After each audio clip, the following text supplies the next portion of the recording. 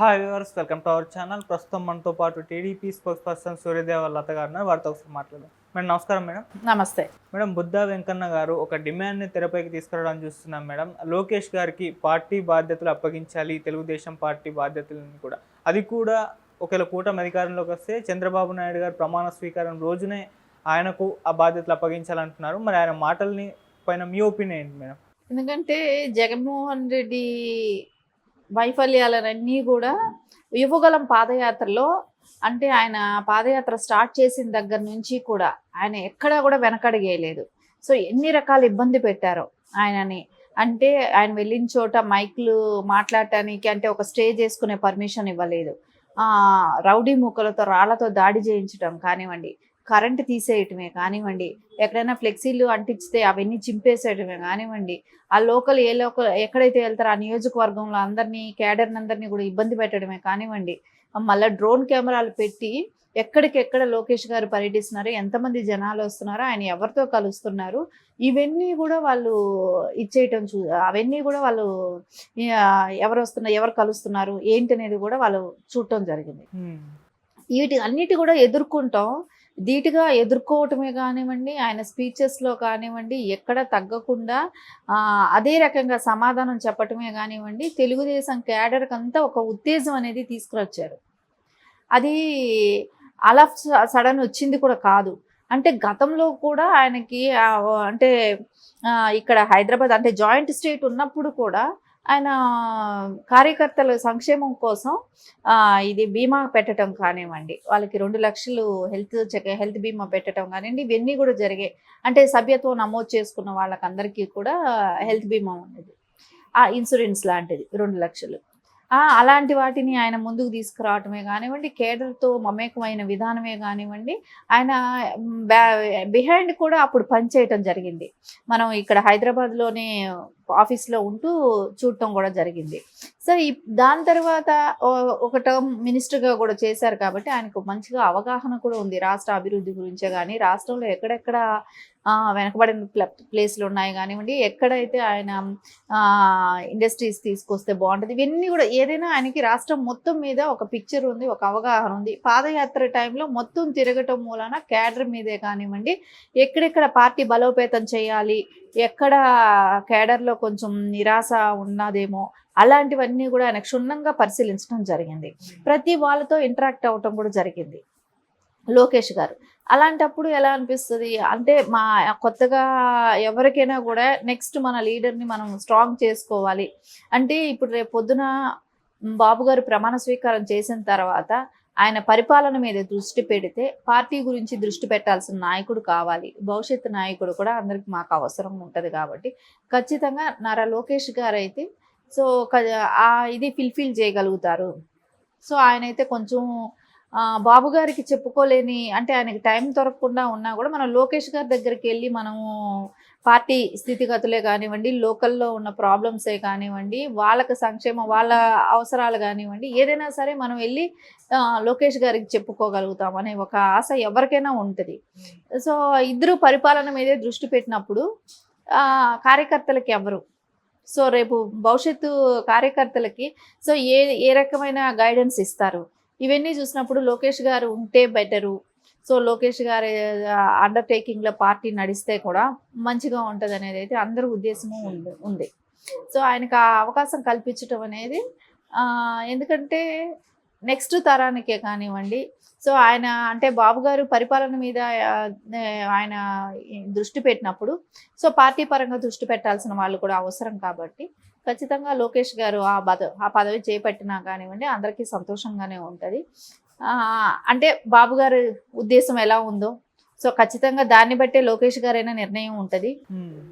ప్రజల అంటే కార్యకర్తల అభిప్రాయం అయితే ఉంటుంది, కానీ బాబు గారు ఆదేశాల మేర నడుచుకోవాల్సింది అయితే అందరికీ అది ఉంటుంది. కాబట్టి ఆయన డెసిషన్ మీదే ఉంటుంది.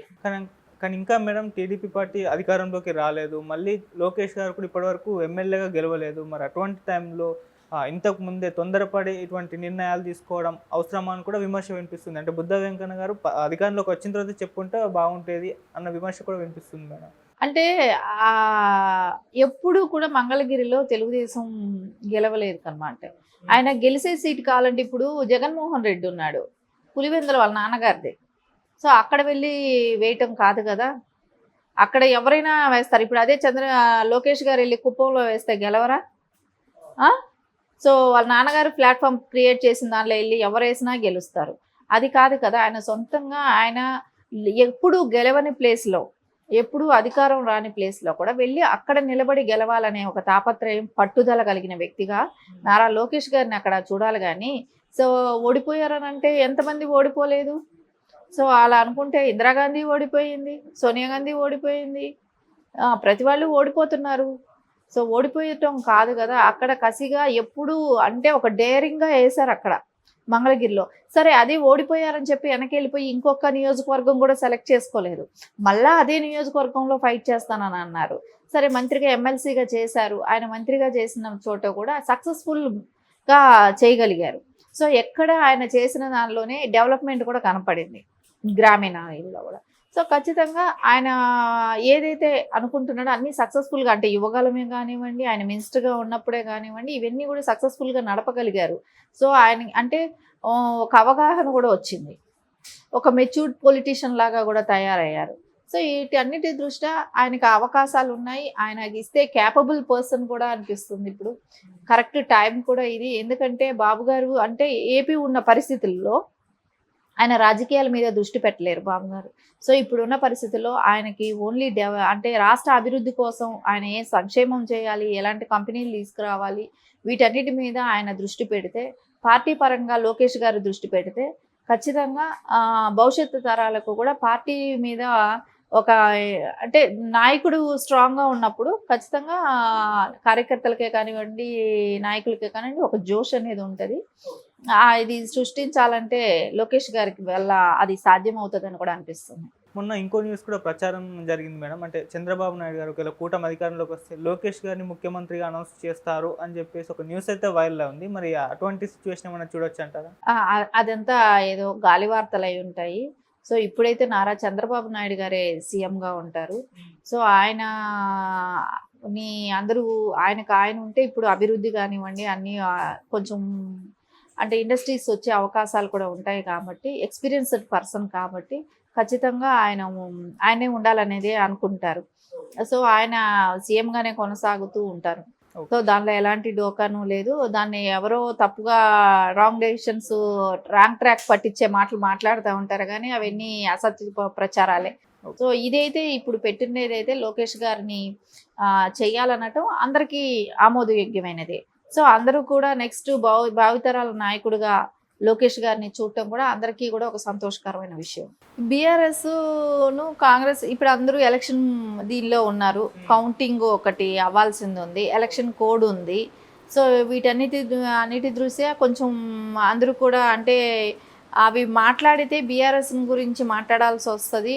ఎందుకంటే ఫోన్ ట్యాపింగ్ది కంటిన్యూ ప్రాసెస్ లాగా ఉంది. అరెస్ట్ అయిన వాళ్ళు ఉన్నారు, అప్రూవల్గా మారిన వాళ్ళు ఉన్నారు, వీళ్ళందరూ స్టేట్మెంట్ రికార్డ్ చేసి ఉన్నారు. సో ఫర్దర్ వాళ్ళు తీసుకునే యాక్షన్ ఏంటి, ఇవన్నీ చూస్తే ఇంకా అది టైం పట్టేటట్టే కనపడుతుంది.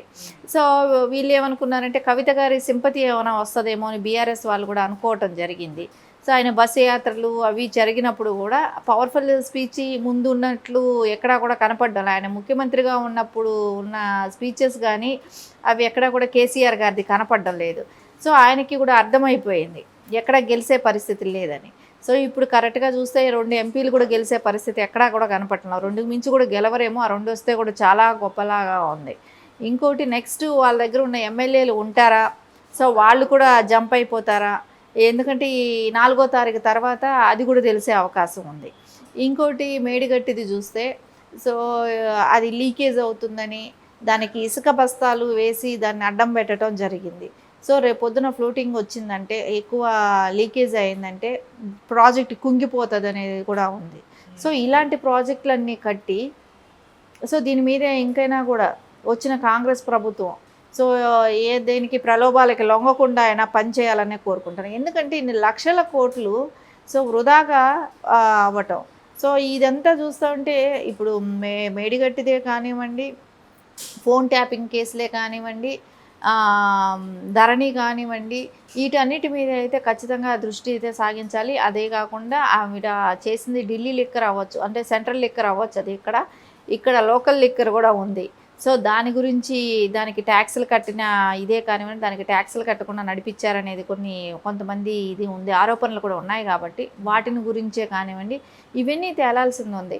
కానీ ఇవన్నీ కూడా రేవంత్ గారు చేస్తారా, సో ముందున్న స్పీడ్ ఇప్పుడు ఉంటుందా అనేది ఈ 4వ తారీఖు తర్వాతే మనకు అర్థం అవ్వాలి. మనకు కూడా ఒక అవగాహనకు వస్తుంది. సో వాళ్ళకి అది ఇంట్రెస్ట్గా అది దాని మీద అన్నిటి మీద ఏదైతే ఆ రోజు ఎలక్షన్ బిఫోర్ నేను చేస్తానని మాట ఇచ్చారో అవన్నీ చేస్తారా లేదా, సో అపోజిషన్ మీద స్ట్రాంగ్గా నిర్ణయం తీసుకుంటారా లేదా, ఇప్పటి వరకు వృధా అయిన ధనాన్ని తిప్పి రప్పిస్తారా లేదా, వాళ్ళు ఎవరైతే ఈ కరప్షన్కి పాల్పడిన వాళ్ళందరినీ కూడా సో ఈరోజు దాని మీద ఎంక్వైరీలు కానివ్వండి, కస్టడీకి తీసుకోవటం ఇట్లాంటివన్నీ జరుగుతాయా లేదా అనేది కూడా మనం చూడాల్సిన అవసరం ఉంది. ఎందుకంటే ముందున్న హుషారు తగ్గుతుందేమో అని కూడా అనిపిస్తుంది కదా. ఎక్కడ ఇప్పుడు ఆ మాటలే కానివ్వండి అవి కానీ ఎక్కడ కనపడడం లేదు. వెయిట్ అండ్ సీ అన్నట్టు 4వ తారీఖు వరకు చూస్తే ఎలక్షన్ కోడ్ తర్వాత ఏమైనా స్పీడప్ అవుతుందా లేదా చూడాల్సిన అవసరం ఉంది. Okay madam, thank you so much. Thank you.